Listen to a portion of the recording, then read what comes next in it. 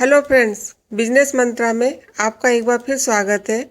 आज मैं बताने जा रही हूँ कम पैसों में फ्लावर का बिजनेस कैसे शुरू करें। फ्लावर के बिजनेस को छोटे दर्जे का, बेकार व कम फायदे वाला बिजनेस सोचकर अक्सर इस पर ध्यान नहीं देते हैं। इसे छोटा मोटा बिजनेस ना समझे। सही तरीके से इसे किया जाए तो इस बिजनेस से प्रति माह लाखों रुपए कमा सकते हैं। फ्लावर का बिजनेस शुरू करने के लिए न तो किसी बड़ी डिग्री की ज़रूरत होती है और ना ही बहुत बड़ी पूंजी की आवश्यकता होती है। कम पढ़े लिखे और कम पूंजी वाले भी इसे आसानी से शुरू कर सकते हैं। शादी ब्याह हो या मातम, फूल ऐसी चीज़ है जिसकी मांग सदैव बनी रहती है।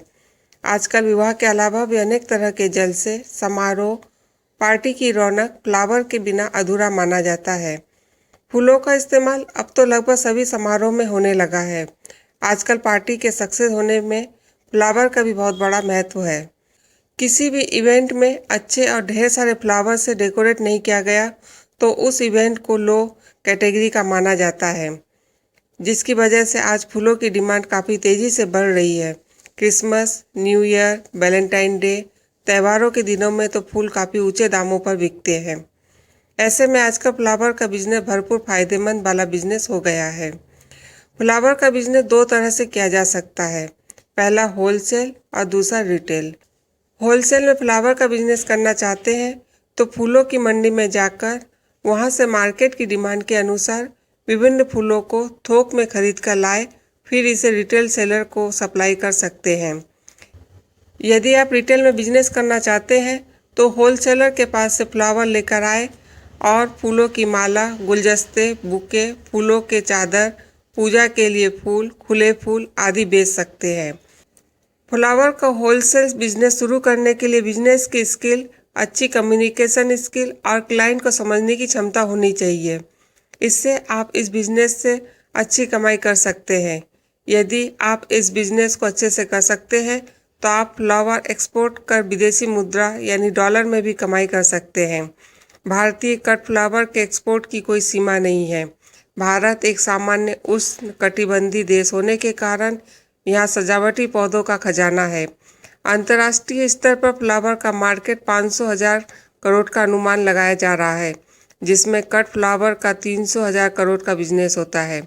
प्रतिवर्ष 20 से 30% दर से इसकी डिमांड बढ़ रही है। सामाजिक और धार्मिक मूल्यों के प्रति मानवीय अभिरुचि में परिवर्तन के कारण दिन ब दिन फ्लावर की डिमांड बढ़ती ही जा रही है। कट फ्लावर विशेषकर Christmas, new year, Valentine day आदि दिनों में इसकी डिमांड काफ़ी बढ़ जाती है। मार्केट में गुलाब, गरबेला, कार्नेशन, क्रिजेथेलम, आर्किड्स, ग्लेडिमोलक, कुमुदनी, कैंडुला आदि फूलों की काफ़ी डिमांड है। इसके अलावा हर तरह के फूलों की डिमांड तो हमेशा बनी ही रहती है। मुंबई में रहने वाले फ्लावर का बिजनेस करने वाले अजय का कहना है कि यह एक कच्चे माल का बिजनेस है, इसलिए इस पर काफ़ी ध्यान देने की आवश्यकता होती है। थोड़ी सी चूक होने पर काफ़ी लंबा घाटा लग सकता है। जो भी फ्लावर बिजनेस में नए आना चाहते हैं उन्हें किसी जानकार की मदद लेना चाहिए।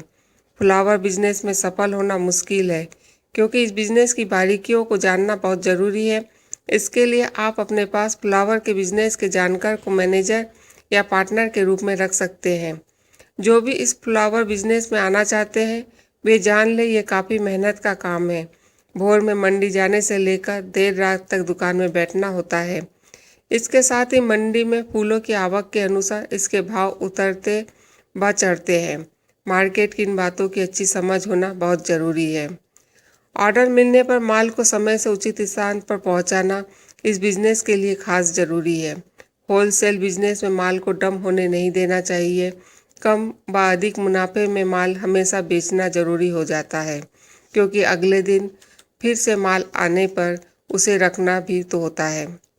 इस बिजनेस को नया शुरू करने वालों को शुरू के कुछ दिनों में स्ट्रगल करना पड़ सकता है।